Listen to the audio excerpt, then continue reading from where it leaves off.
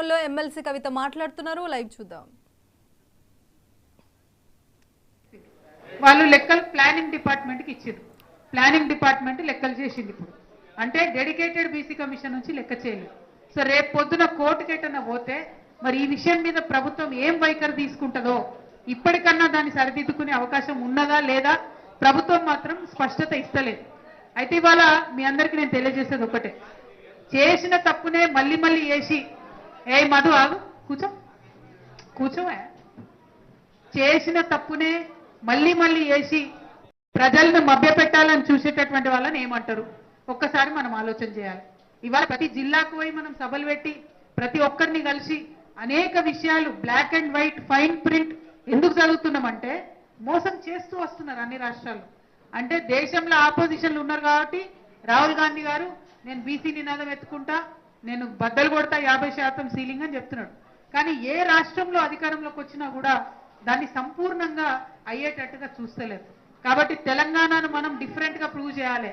తెలంగాణ బిడ్డలం మనం ఉద్యమం చేసినటువంటి మనకు ఒక అనుభవం ఉన్నది కాబట్టి కాంగ్రెస్ పార్టీని అడుగడుగునా అన్నాడు నిలదీసి తెలంగాణ తెచ్చుకున్నటువంటి అనుభవం ఉన్నది కాబట్టి ఇవాళ బీసీపీలప్పుడు కూడా అడుగడుగున మనం చెప్తూనే ఉండాలి.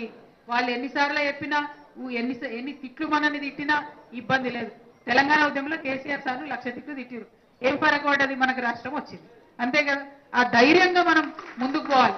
ఇవాళ ఇక్కడ నాగర్ కర్నూలులో ఉన్నటువంటి బీసీ బిడ్డలందరినీ కూడా నేను రిక్వెస్ట్ చేస్తున్నా, ఈ రోజు నుండి మొదలుపెట్టి బీసీ బిల్లులు మనం అనుకున్నట్టు 3 బిల్లులు పాస్ అయ్యేదాకా మీరు మైక్రోస్కోప్ పెట్టి చూడాలి ప్రభుత్వం ఏం చేస్తుందో, అడుగడుగునా చూడాలి, ప్రతి క్షణం నిలదీయాలి. ఏదన్నా ఊర్లో ఇవాళ రేపు మనం డిమాండ్ చేస్తున్నాం ఏంది, గ్రామ పంచాయతీలలో మీరు పట్టిక పెట్టండి, ఏ కులాలు ఎంతమంది ఉన్నారు, ఎంత పర్సెంటేజ్ ఉన్నారు, ఏ ఫలానా ఇల్లును మీరు ఏ కులం కింద గణన చేసిందని పట్టిక పెట్టమంటున్నాం. పెట్టినప్పుడు మిస్టేక్స్ ఉంటే గ్రామాలలో మీదే బాధ్యత. నేను చెప్తున్నా, మేమైతే హైదరాబాద్ నుంచి నాగర్ కర్నూలు మళ్ళా రాలేము. ఇక్కడ నాగర్ కర్నూలు ఉన్న బీసీ బిడ్డలే చైతన్యాన్ని ప్రదర్శించాలి. ఆ యొక్క నిర్మాణం ఇప్పటి నుంచే దయచేసి చేసుకోవాలి. ఇక్కడికి వచ్చిన బీసీ సంఘ నాయకులందరినీ కూడా నేను మళ్ళీ రిక్వెస్ట్ చేస్తున్నా, గ్రామాలలో ఉన్న మీ శాఖలందరినీ కూడా యాక్టివేట్ చేయండి, చైతన్యవంతం చేయండి, చెప్పండి. రేపు పొద్దున జనాభా లెక్కలు వస్తాయి, మేము కొట్లాడతాం వచ్చేదాకా. గ్రామాల సచివాలయంలో ఆ పేస్ట్ చేసేంత వరకు మేము కొట్లాడతాం. కానీ అది వచ్చినాక కిందకెళ్ళి మళ్ళీ డేటా మీరే మాకు ఇవ్వాలి. ఎక్కడ తప్పైంది, ఏ ఊర్లో మిస్ అయింది, ఎవరు మిస్ అయింది ఏందనట మీరే మాకు ఇవ్వాలి. అదొకటి మొదలు దయచేసి. చేసిన పార్టీ కాబట్టి బీసీ బిల్లులు వచ్చేదాకా దయచేసి వెనక్కి తగ్గొద్దు. మరి వెనక్కి తగ్గొద్దు అంటే ఇవాళ మీరందరూ నాకు ఒక మాట ఇవ్వాలి. నాగర్ కర్నూలు యావత్ జిల్లా నుంచి ప్రతి బీసీ బిడ్డ ఇంటి నుండి, అన్న చెప్పినట్టు ప్రతి ఎస్సీ ఎస్టీ బిడ్డ ఇంటి నుండి, ప్రతి ప్రజాస్వామిక వాదమైనటువంటి ఓసీ బిడ్డ ఇంటి నుండి కూడా ఇంటికి ఒక మనిషిని మాతో ఉద్యమానికి మీరు పంపించాలి. పంపుతారా? ఏడకంటే ఆడికి వస్తారా? రేపు ఢిల్లీ పోవాలంటే వస్తారా?